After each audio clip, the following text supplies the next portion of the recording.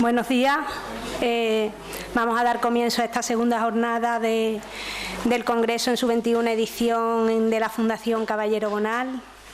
Agradecer a los participantes la asistencia, a la Fundación, a todos los organizadores e instituciones, conseguir que Jerez siempre en octubre se convierta en el centro neurálgico cultural de nuestra provincia y por extensión de casi todo el territorio, para el que hoy además es un día muy especial y en el que nosotros precisamente vamos a hablar de humor y literatura. Pues bien, sin más dilación, hoy recibimos aquí en esta casa, que para mí, vosotros lo sabéis, es también parte de mi casa, a Rafael Rey. Rafael Rey nos trae una conferencia titulada Humor en defensa propia. Charla, dejémoslo en charla, ¿eh? Bueno, el caso es que él tiene un blog que se denomina Hotel Kafka y él mismo es quien nos cuenta quién es Rafael Rey. Nací en Cangas de Onís, Asturias, en 1963. He vivido en Cuenca, en Colombia, está ahí en el blog, en Estados Unidos, casi siempre en Madrid y a poca distancia de la Glorieta de Bilbao. Me he cambiado de casa no menos de 50 veces. Tengo estudios, pero de letras. He trabajado casi siempre como profesor en universidades, institutos de enseñanza media, academias de recuperación, con clases particulares a domicilio y en el Hotel Kafka. He escrito muchas novelas y he conseguido incluso publicar algunas. Esa oscura gente, autobiografía de Marilyn Monroe, La Fórmula Omega, Sangre a borbotones, Guapa de cara, Hazañas del Capitán Carpeto, Manual de literatura para caníbales. Intento sin mucho éxito que me llamen Rafael, no Rafa. No viajar y pasar más tiempo en la casa de mi familia, en Piles, Valencia. Tengo una hija que se llama Ana, es una maravilla de chica. Pues aquí, en el blog, pondré lo que se me vaya ocurriendo, poca cosa en general. Lo primero que se me pase por la cabeza, lo que lea por ahí y lo que me cuenten en la barra de los bares o los amigos. Y si alguien quiere poner algo también estupendo, no censuraré ningún comentario. Corrijo, solo permitiré que se publiquen los comentarios que a mí me dé la gana y no daré ninguna explicación al respecto. Se confiesa cinéfilo al que le encantan las películas de Woody Allen, Todo por la pasta, las de Buñuel. Entre su música favorita están los boleros, los corridos, rancheras, vallenato, Frank Sinatra y George Bransén. Entre sus libros favoritos, pues El momento de Mary Tribut, La muerte de Iván Ilich, El gran Gatsby, El largo adiós o Fortunata y Jacinta. Bueno, pues hoy tenemos aquí a un autor que además creo que es de los que ha podido dar mejores titulares en las entrevistas de las secciones culturales de nuestro panorama.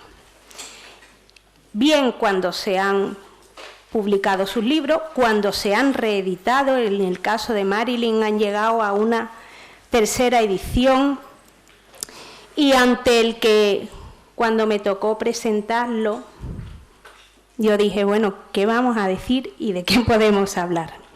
Lo cierto es que leyendo sus libros, del que a lo mejor ahora pues repasaremos algunos, te encuentras con que la ironía y la provocación pueden que sean esos recursos humorísticos de los que él habla como defensa propia. Exceptuando el libro de Marilyn, en sus novelas los personajes son múltiples, entrañables, desconcertantes y reflejan nuestro país con sus cambios, con la transición, despersonalizando el propio cambio. Todos nos convertimos en otro. En sus propias palabras, defensor de una república personal, laica, manifiesta cierto pesimismo en las entrevistas para distintos medios de comunicación, de ahí la deriva a la novela negra. Un escritor peleado con Twitter.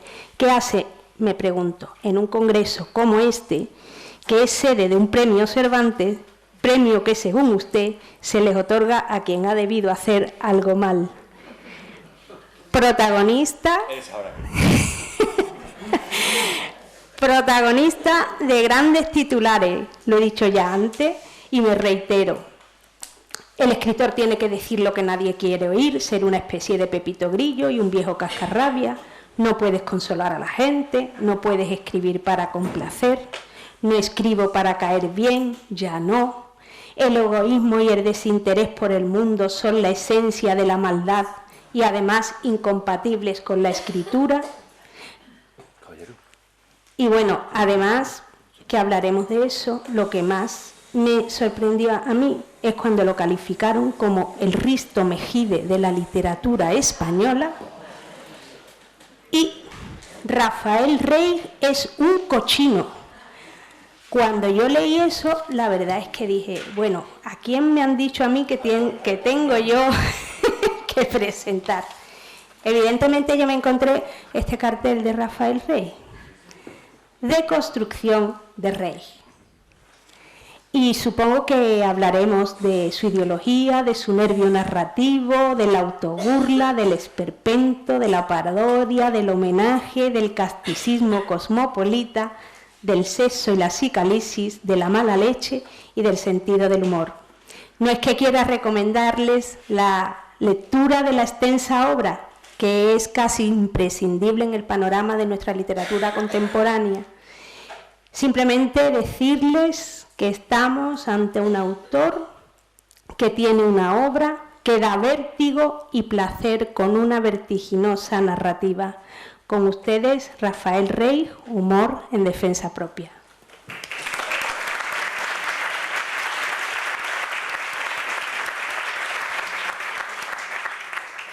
Blanca, muchas gracias. Has estado muy comedida. Lo he intentado. Me acerco. Bueno, buenos días. Gracias por estar aquí con el buen tiempo que hace y lo bien que se está en un bar. De verdad. Quiero primero dar las gracias a la Fundación porque ya he venido aquí y para mí la Fundación ya no es un edificio, no es una sede social, sino que son amigos y son caras conocidas. Y son Blanca, son Pepa, son Felipe, son Mari Carmen y cada vez más. Y cada vez conozco a más gente y cada vez para mí es un grupo de amigos. Y para un chico de pueblo como yo eso tiene importancia. Yo no vengo a una fundación, yo vengo a un grupo de amigos que además se reúnen en nombre de... No se oye.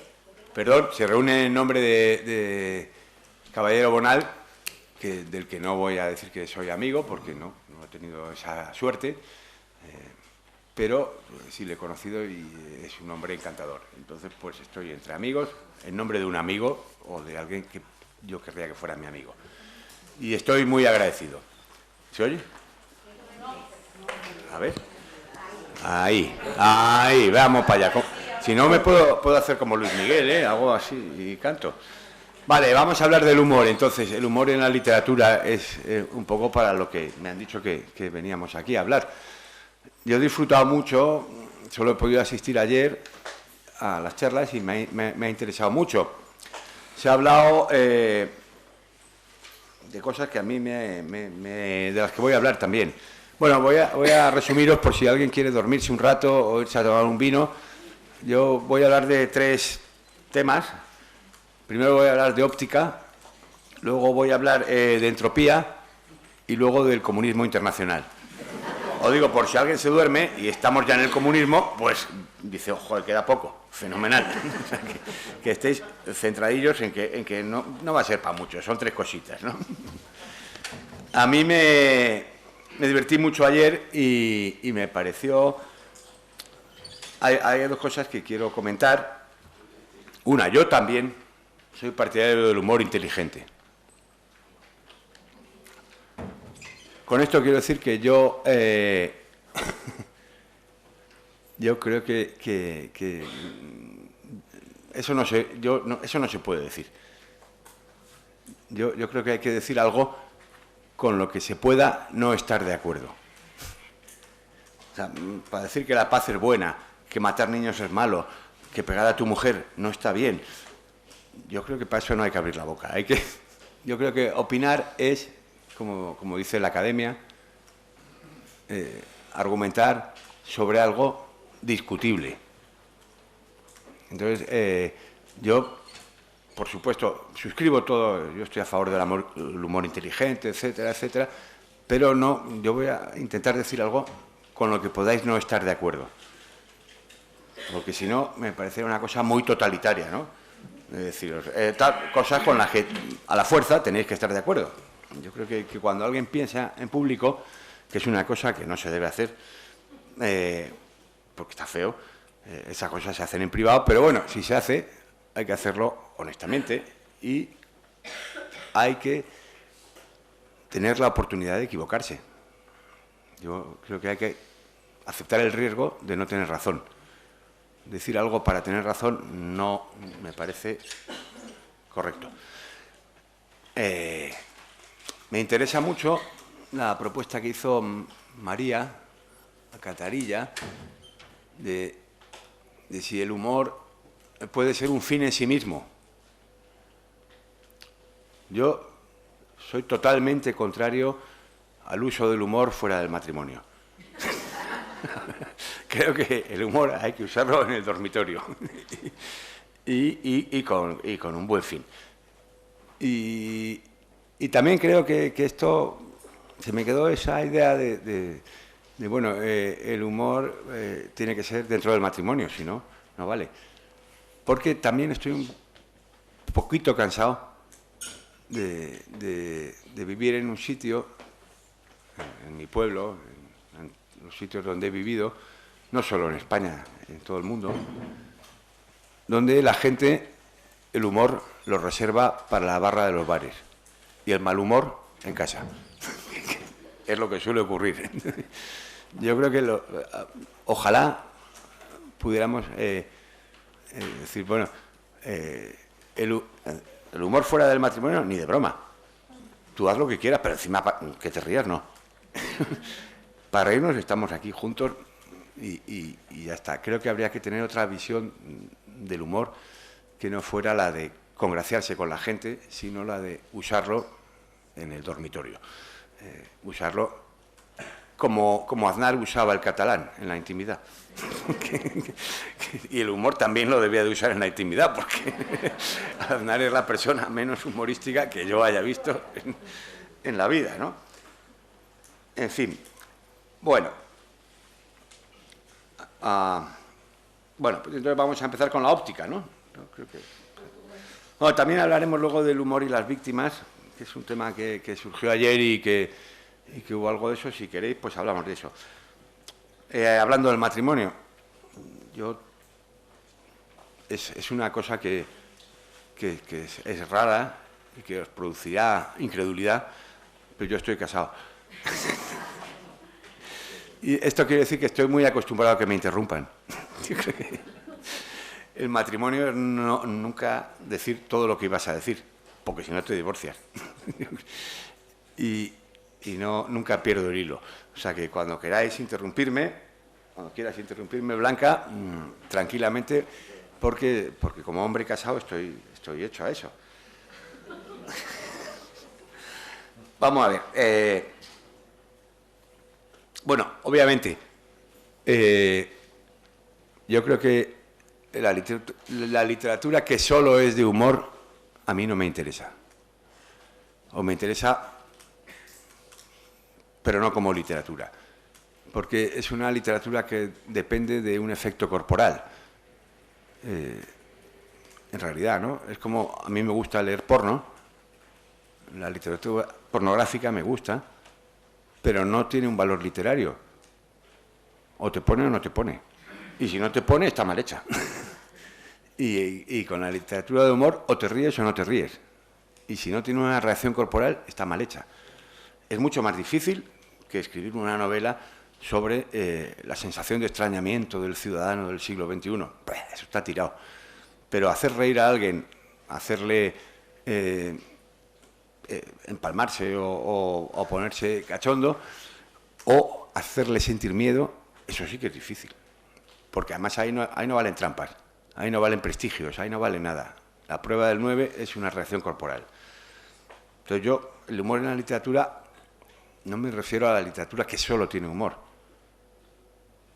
Porque eso es un género, bueno, que está muy bien y que yo respeto mucho y que ojalá pudiera hacer, pero no soy capaz. Me refiero a que también creo que sin humor no hay literatura. Tampoco hay vida. El humor forma parte de la vida y la literatura trata de la vida. Entonces, toda la literatura tiene humor. Toda. Si solo tiene humor, ya es otra cosa. Y eso no es de lo que yo voy a hablar, porque eso es... También, si queréis, hablo de eso. Porque a mí me gusta la literatura solo humorística y la literatura solo erótica. Pero creo que me voy a enfocar más sobre por qué tiene que haber humor en la literatura en general, como por qué tiene que haber humor en nuestra vida en general, ¿no? A ver, yo siempre soy un tipo moderado, que voy pensando poco a poco. Entonces, lo primero que yo creo que estaremos de acuerdo es que el humor es cuando le pasa a otro. Cuando te pasa a ti ya no tiene ninguna gracia, ¿no? Eso es la pura verdad, ¿no? Es decir, que es muy gracioso que a Don Quijote le den de palos, etcétera, pero si te pasara a ti no tiene la menor gracia. El humor siempre es algo que le pasa a otro. Es, por lo tanto, una visión desde fuera. Tienes que verlo desde fuera. A Nabokov, que citaron ayer aquí, con Humbert. A Nabokov el Quijote le parecía un libro horrible y cruel, porque se identificaba con Don Quijote, que hay que ser idiota. Pero bueno, él lo veía desde dentro. El Quijote está hecho para ser leído desde fuera. No, le está pasando a otro, no a ti. No es a ti a quien están dando palos, porque si no, no tendría gracia. Nabokov también es un escritor raro, con mucho humor. Nabokov empieza una novela diciendo: Pepe Pérez nació en tal año, murió en tal año, tuvo una historia de amor y no fue feliz. Eso es todo. Lo que hay que contar sobre la vida de alguien cabe en una lápida. Pero a cierta gente nos interesan los detalles. Ahí es donde empieza el humor y donde empieza la gracia del asunto. Porque el humor, en mi opinión, la curiosidad por esos detalles está en la raíz del humor. Como yo bueno, sí he leído sobre humor y yo no recomiendo nada. Si acaso Bergson, La risa. Y Bergson sostiene que el humor empieza cuando uno se da cuenta de que se va a morir. Si no, no se puede hacer humor. Pero bueno, sobre eso volveremos, ¿no? Bien, entonces si yo, por ejemplo, ahora me levanto y me pongo aquí súper chulo a hablar sentado aquí, porque puedo, porque soy joven y guapo y me pongo aquí, y me caigo, ¿a qué os reís? Porque me ha pasado a mí. Si os hubierais caído vosotros, no os reiríais. O sea, que ese es el humor, ¿no? Y si cuando os estáis riendo, de pronto me veis llorando en el suelo, ¿Qué pasa? Hombre, espero que algún alma buena deje de reírse, ¿no? Cambia todo, ¿no? Cambia totalmente el punto de vista. Porque ahora ya lo estás viendo como si te pasara a ti. Y este tío, pues si se ha dado, igual se ha hecho daño, si está sufriendo. Para mí esos son los dos grandes logros de la inteligencia humana. El poder ver las cosas desde fuera, le están pasando a otro, y el poder verlas desde dentro. Me pongo en sus zapatos, me está pasando a mí. El humor y la compasión. Es decir, yo estoy padeciendo con él. Me está ocurriendo lo mismo que a él. Entonces yo lo que creo es que el humor en sí mismo no es suficiente. Ahí estoy con María. Un libro que solo tenga humor exige una visión en la que siempre estés desde fuera. Un libro que solo tenga compasión, pues a lo mejor acabas en Dostoyevsky, ¿no? Llorando porque hay una prostituta que está redimiendo a un pobre hombre y a lo mejor pues tampoco es lo que queremos, ¿no? Entonces por eso yo creo que esto es un principio óptico.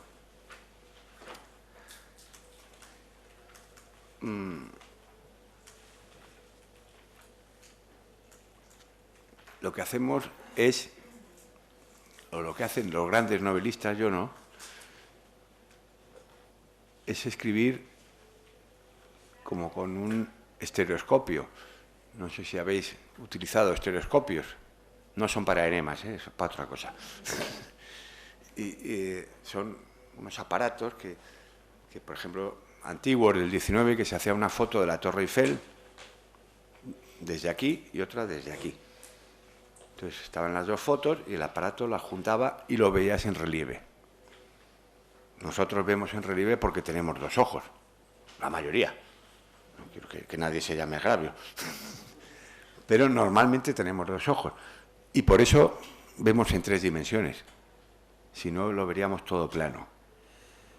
Yo creo que cuando uno escribe solo con humor o solo con compasión, cuando uno escribe solo desde fuera o desde dentro, no es capaz de juntar las dos imágenes y crear esa ilusión de realidad, esas 3 dimensiones, esa sensación de que estás viendo algo vivo que solo se consigue con la escritura en estéreo, la escritura estereoscópica. Y es un simple proceso óptico. Os he dicho que iba a hablar de óptica, que me interesa mucho. Yo soy un hombre de ciencias, sobre todo, y la óptica me interesa. Y para mí, por eso, es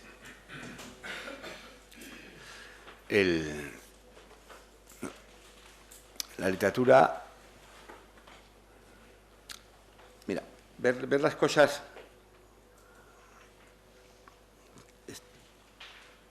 A veces me pregunto, bueno, y le pregunto a mis amigos, ¿para qué leen? Quiero decir, ¿para qué lees? Si lees para ver el mundo desde otros ojos, o si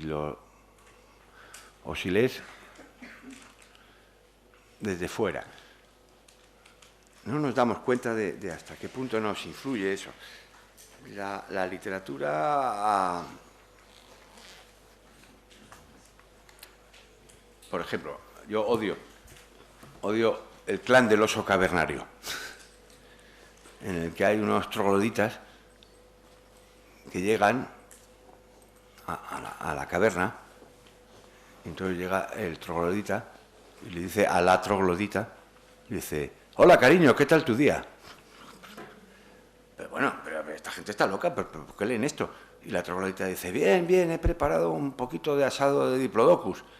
Él dice: hemos cazado un mamut, pero la mejor parte se la ha quedado Ramírez, como siempre. Dice, ¿Cómo vas a pensar que los trogloditas eran igual que nosotros? Eso lleva a verdaderas... A gente que se queja y dice, sí, Aníbal, ya, un gran general, pero no era muy ecológico, ¿eh? ¿Cómo va a ser ecológico Aníbal? Yo creo que leer las cosas así no sirve para nada, son romanos con reloj, ¿no? Que dicen, ¿eso para qué? Te pregunto. Sí, pregúntame. Y por eso tú deconstruyes, por ejemplo, en Visto para Sentencia, en Todo está perdonado, o en el manual de literatura para caníbales, que no es un manual. Bueno, sí, también, ¿eh? Con eso sacas las oposiciones, ¿eh? Pero bueno, realmente tú metes el dedo en la llaga a muchísimos autores de nuestra historia, a muchos escritores contemporáneos. Eso es lo que tú quieres explicarnos cuando estás diciendo lo que es el humor o no, y nos rayas en ocasiones el sarcasmo. El sarcasmo, yo rayo todo, pero no, a mí me gusta mucho leer y creo que saber leer es lo más importante que le puede pasar a una persona en la vida.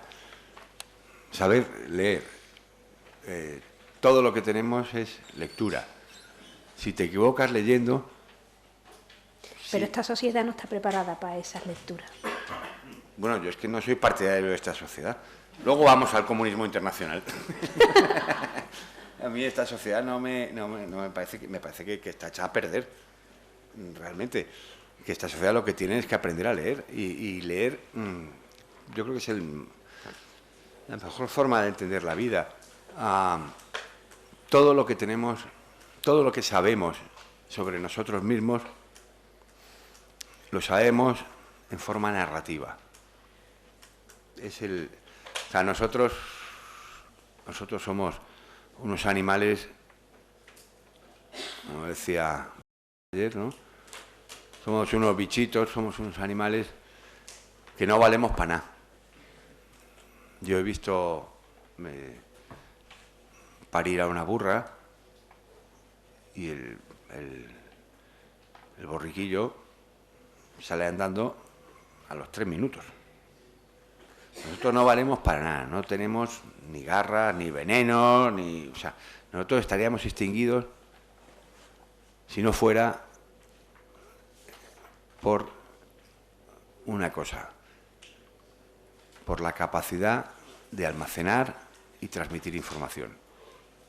Lo único.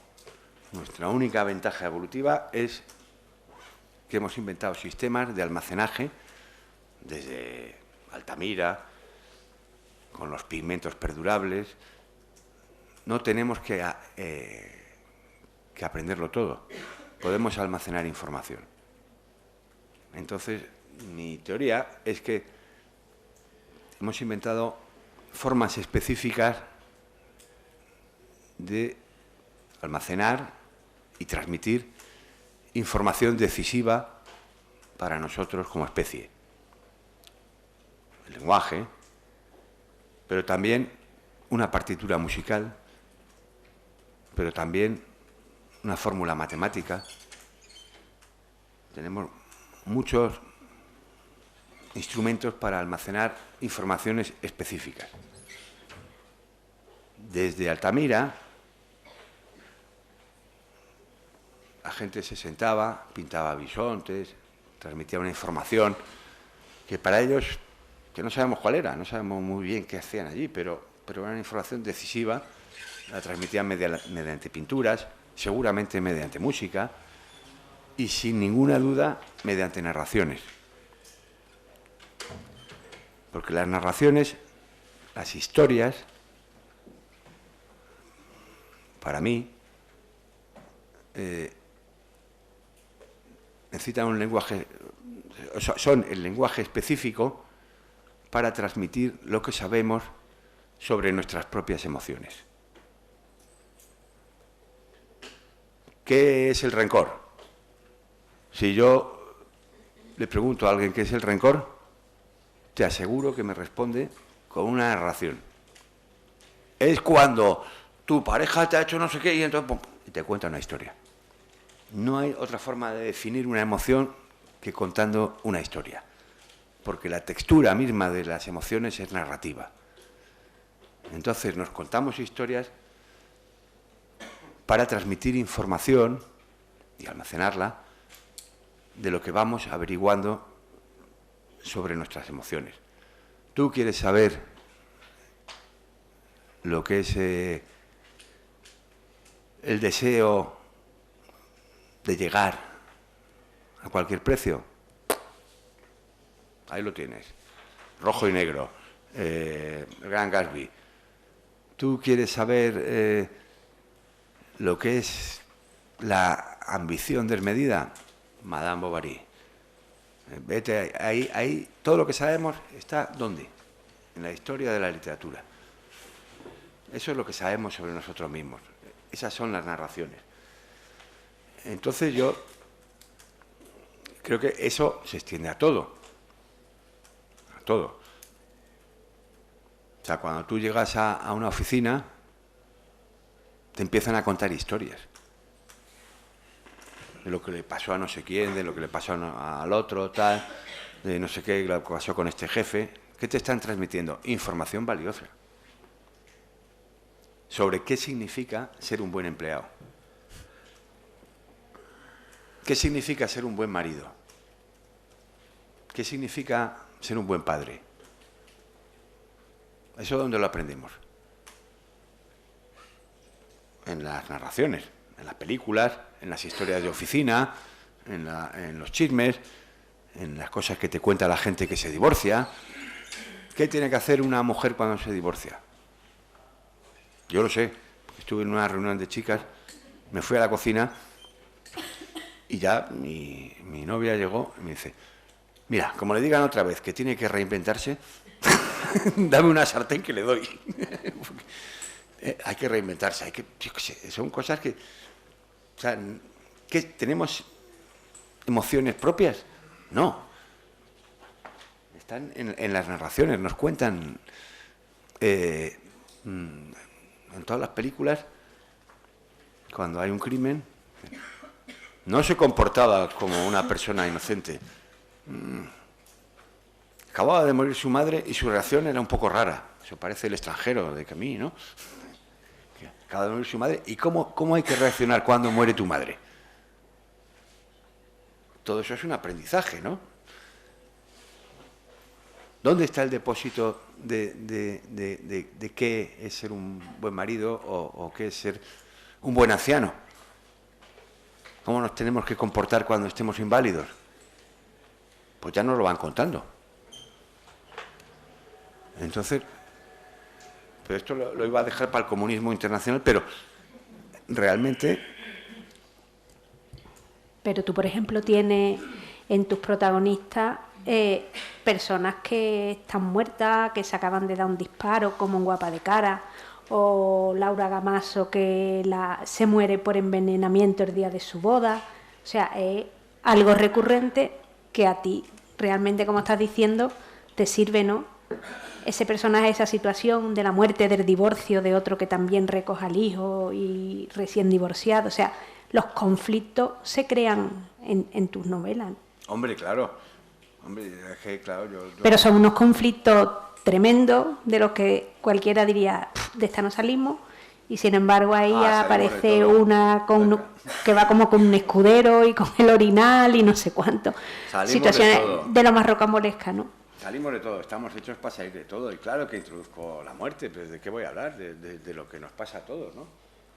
De la muerte, de la lealtad, de la traición, de las cosas normales. Yo creo que hay que hablar de eso.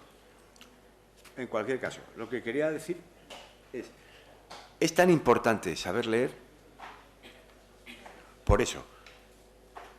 Porque si no sabes desmontar la historia que te están contando, te vas a creer que en tu oficina han puesto una mesa de billar para hacerte feliz. No, han puesto para explotarte. Te vas a creer que tu jefe te ha regalado un móvil para que estés en comunicación con tus seres queridos. No, para tenerte a su disposición 24 horas al día, para explotarte. Tienes que desmontar las historias. El que no sabe leer, puesto que todo nuestro aprendizaje emocional está en la narración, no ya en la novela, pero en la narración, en lo que te van contando, en las películas, en las canciones, en todo. ¿Cómo hay que reaccionar ante... si te ponen los cuernos, ¿qué haces? ¿Matas? No sé, todos sabemos cómo hay que reaccionar porque lo hemos visto, joder, en películas, si no, ¿qué haríamos? Como me decía un profe mío, cuando yo era jovencillo, decía en clase, ¿ustedes creen que en el siglo XII los campesinos se besaban durante tantísimo tiempo en la boca? Pues no, porque no sabían, no había películas, no sabían que había que hacer eso, que era importante estar ahí morreándose durante 2 horas, pero ¿a quién se le ocurre esa tontería? Si eso es por el cine. ¿Cómo se expresa el cariño? Yo qué sé. Yo a veces estamos en casa y llega Violeta y se pone a hacer una ensalada y dice, nos ponemos un vino, digo, como en las películas, ¿no? El matrimonio feliz con el vino y cortando la ensalada.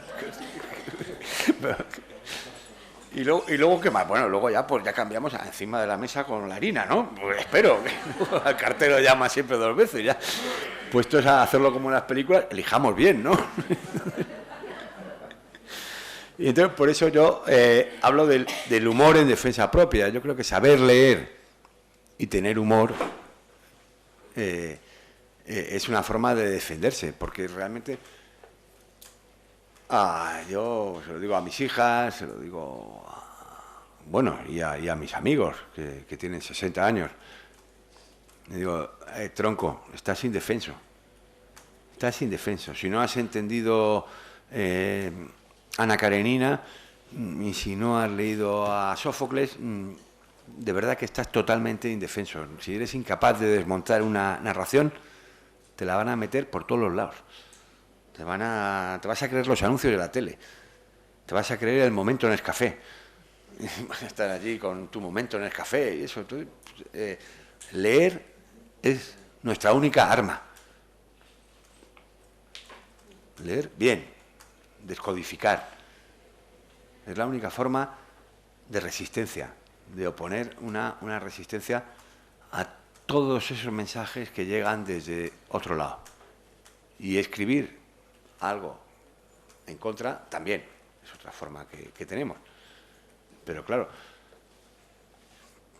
lo básico es saber leer. Lo que necesitamos todos es saber leer. ¿Desde el rencor? Desde el rencor también. El rencor...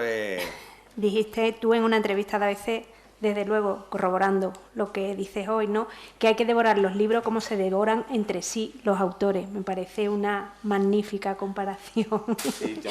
Y luego también dicen, a Infolibre le dicen en otra ocasión, deberíamos tener más rencor todavía para poder cambiar algo. Hombre, claro, yo creo que el rencor, por ejemplo, o el resentimiento, ¿no? Son ejemplos clarísimos de lo que estoy diciendo, ¿no? ¿Por qué el rencor es un mal sentimiento? O sea, si tú no tienes ni para llegar a fin de mes y tu jefe se está comprando el segundo coche y la segunda casa, si tienes rencor encima eres malo. Pues es lo normal. Decirle, tío, si yo trabajo 12 horas y tú 6, ¿por qué no voy a tener rencor? ¿Quién nos enseña que el rencor es malo? Los de arriba. Porque desde luego ningún pobre te va a decir el rencor es malo, porque contra mí no vas a tener rencor. Entonces yo creo que eso también es saber leer, porque ¿quién decide que unos sentimientos son buenos y otros son malos? Para mí eso es fundamental. Don Eduardo, muy honrado por tu presencia. Es que te acostaste un poco tarde, ¿eh?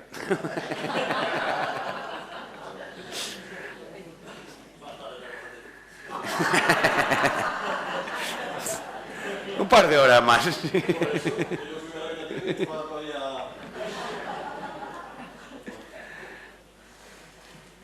Bueno, yo creo que la parte de óptica ya la podemos dejar.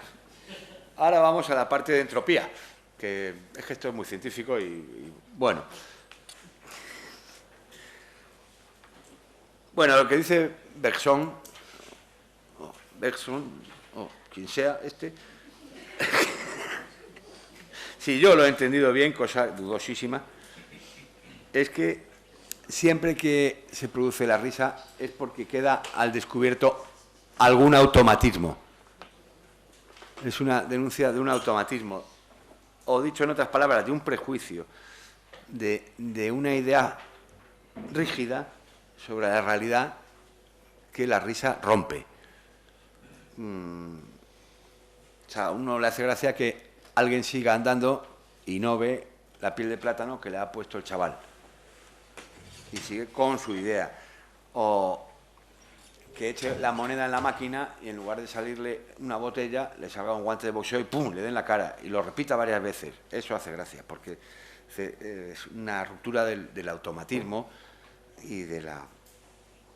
Yo creo que todo lo que ponga en evidencia la rigidez de nuestras convicciones, la inadecuación de nuestra visión de la realidad, desencadena una risa liberadora y sanísima. Y eso creo que es la gran virtud del humor.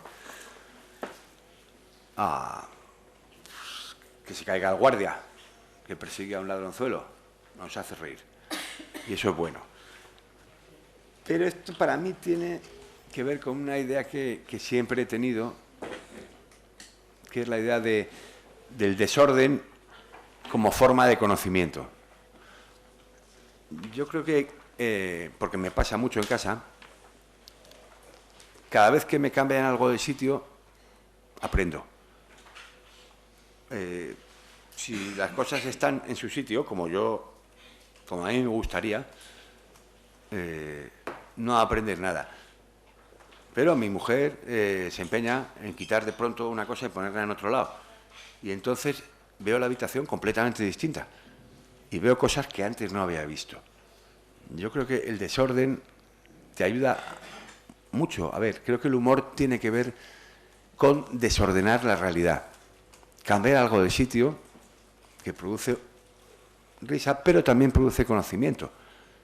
Porque a mí, cuando me quitan la pastora de porcelana, esa que tengo en bolas en la estantería, de pronto descubro un libro que había detrás y digo, joder, ¿y cómo no me he leído este libro de Mendicuti, por ejemplo?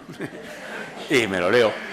Y siempre, pero eso nos pasa con todo, con nuestro paisaje mental, no solo con la estantería. Si de pronto cambias algo de sitio y dices, bueno, vamos a ser sinceros. Para mí no es lo más importante el bienestar de mi cuñado. Y lo cambias de sitio y a lo mejor ves cosas que antes no habías visto. Así que soy muy partidario. Por ejemplo, cambiar de sitio. Yo he sido profe mucho tiempo. Normalmente los profes viven en otro pueblo, por la cuenta que les trae. Y yo a veces he cometido el error de vivir en el mismo pueblo donde enseñaba, o en el mismo barrio. Y entonces, claro, normalmente yo a los estudiantes, cuando ejercía esta profesión tan maravillosa, pues lo veía más que a mi mujer. O sea, eran horas y horas todos los días, eran insaciables, era una cosa. Y sin embargo, si alguna vez, por casualidad, por algún motivo o tal, me vean borracho en un bar a las 3 de la mañana, el estudiante decía, joder, yo conozco al profesor. Pero si me tenías delante, ya me conocías. Pues no. Solo me conoce cuando me ve fuera de mi lugar. Si me está viendo todos los días aquí en la mesa, no sabe quién soy. Tiene que cambiarme de sitio para hacerse una idea de quién soy. Lo mismo me pasa a mí, ¿eh? Si yo veo a un estudiante en otra situación, bueno, yo daba clases, por ejemplo, en español. Durante algunos años daba clases en español a personas que no eran hablantes de español, nativos. Y siempre un día les decía, ahora vamos a hablar en inglés, toda la clase. ¿Por qué? Porque yo tenía prejuicios. Me daba cuenta de que a lo mejor un chico hablaba mal español y pensaba que era idiota. Y no era, cuando hablaba en su lengua no era nada idiota. Y también me gustaba, bueno, que me vieran que yo tampoco hablaba tan bien su lengua. Que yo también podía parecer idiota. Y creo que eso pues hacía las clases mucho más divertidas y mucho más eficaces, porque estábamos aprendiendo todos. Entonces yo creo que el desorden es un principio de conocimiento y eso tiene que ver con el humor. El humor siempre es una forma de desorden y de desobediencia. Voy a leer una poesía porque también, ¿no? Parece que es costumbre. Me gusta mucho esa poesía, esa elegía a un amigo del pueblo que escribió un gran poeta que dice así: cada vez que amanece alguien con gracia, de tan sencillas como a su lado son las cosas, casi parecen nuevas. No se puede decir nada mejor de un amigo muerto, ¿no?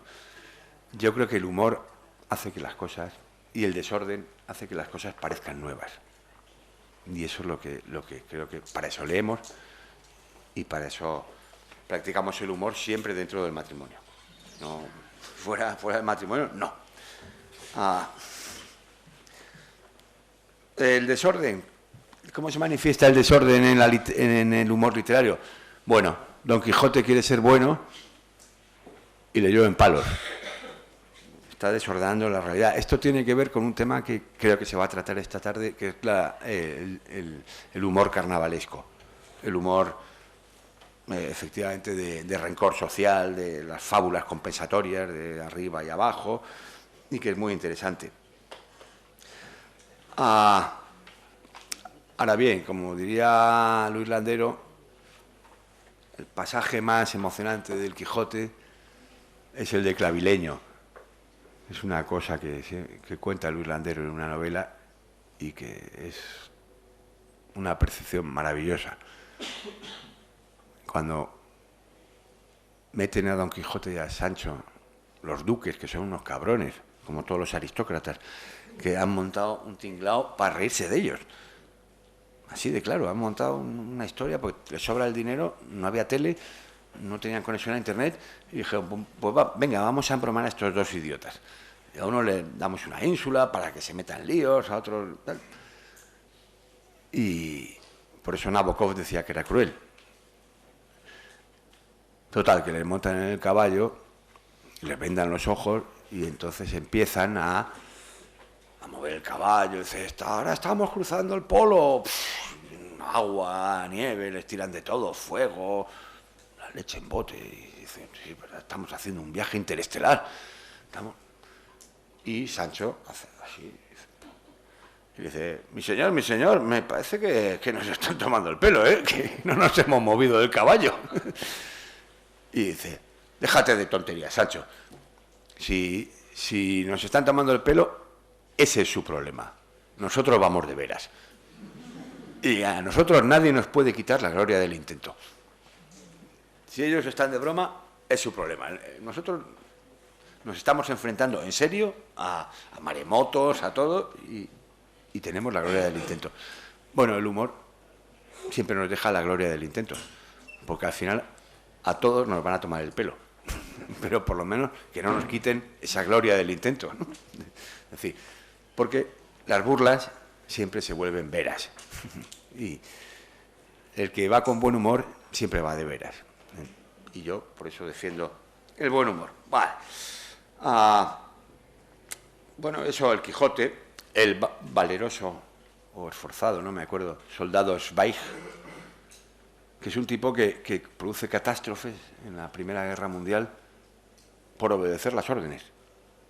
Y las obedece al pie de la letra. Y entonces monta una. Parece que la guerra es culpa suya. Realmente, por obedecer las órdenes. Eso es humor. En cierto modo, Bartleby es un tipo de humor muy inteligente que nos dice, ¿y por qué no decimos que no? Cuando el jefe llega y le dice, oye, ¿te importa hacer esta fotocopia? Dice, preferiría no, ¿eh? Y así todo el día. ¿Por qué no decimos que no? O sea, a lo mejor es tan sencillo como decir que no. Esa es una forma de humor sutil, ¿no? Me estoy extendiendo demasiado, ¿no?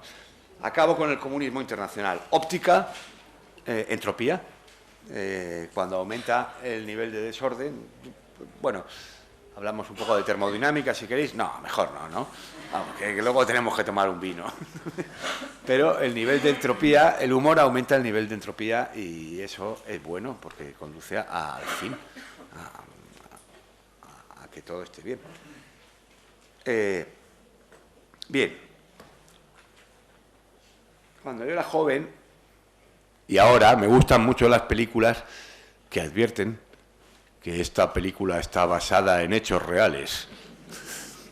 Pero me gustan más todavía los hechos reales basados en películas. Que eso es algo que forma parte de mi vida. Yo salgo del cine y me cambia la cara. O sea, yo veo una película de Bogart y salgo igualito, vamos. Me afecta mucho y vivo para parecerme a mis héroes de eso. Entonces creo que el Quijote, Don Quijote le afectan las novelas y se vuelve loco, ¿no? Pero luego se convierte en un personaje de novela.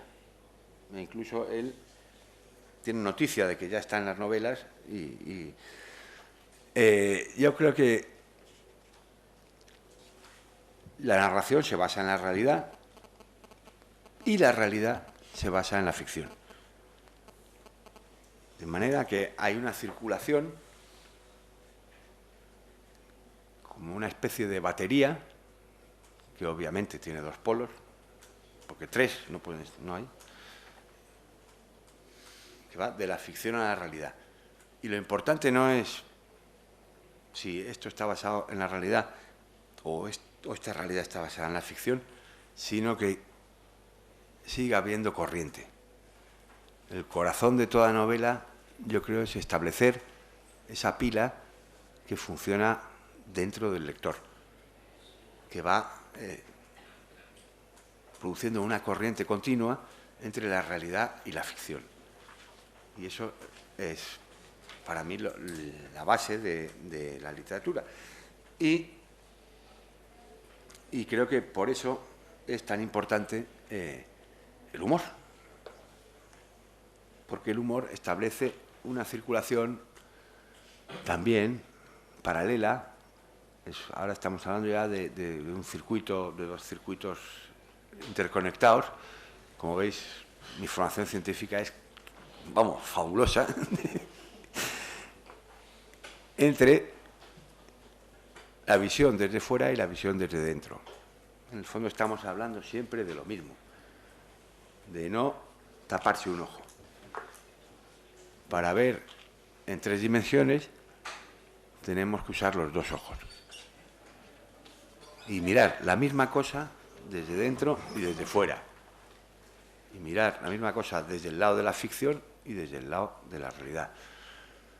Y más o menos esto era lo que tenía que decir, porque yo creo que menuda tabarra.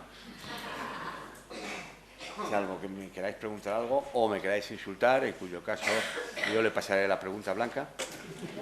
Si son insultos, os agradezco muchísimo la paciencia. ¿Y del comunismo no hablamos? Bueno, el comunismo es que hemos hablado. Yo creo que el comunismo internacional interviene en el sentido de que de que la única arma defensiva que tenemos es saber leer. Si sabemos leer no solo los libros, sino lo que nos cuenta el jefe en la empresa. Si sabemos leer y nos creemos que...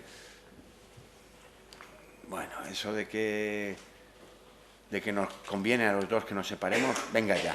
Eso lo dirás tú. si sabemos leer, no nos vamos a tragar las historias. Yo creo que a veces, como Bartleby, en realidad podríamos decir que no.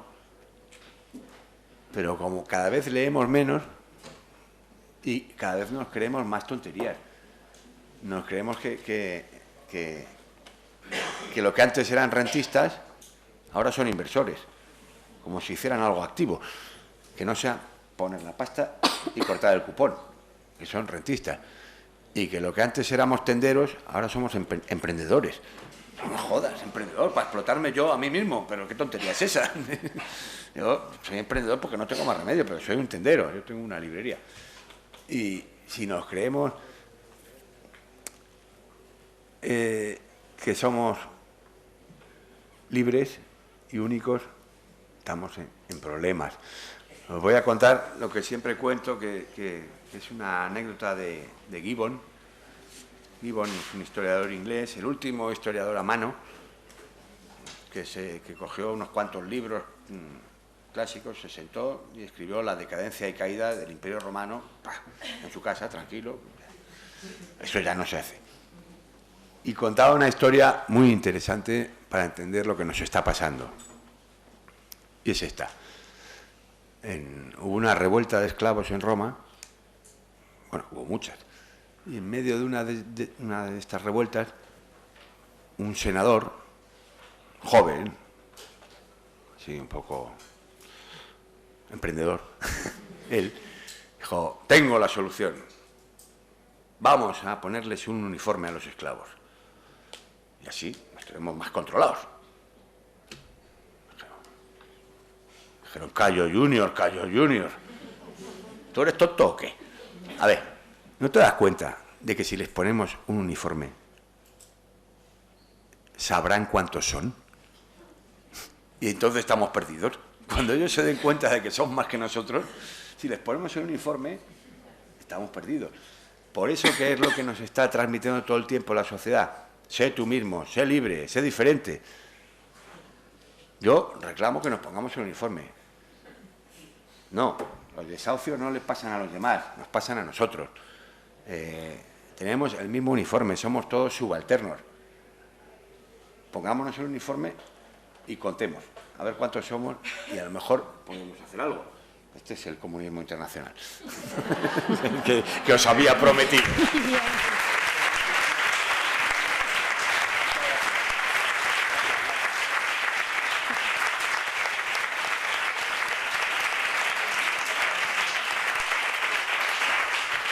Bueno, yo no sé si hay tiempo para alguna pregunta. Para concluir, agradecerte pues la pedagogía de la lectura que nos has ofrecido. Me quedo con dos perlas. Me gustan las películas que están basadas en hechos reales, pero me gustan más los hechos reales basados en películas. Y el humor siempre nos dejará la gloria del intento. Me quedo con una pregunta. Quien no esté casado, ¿dónde practica el humor? Con algún casado, yo me ofrezco, practicar el humor.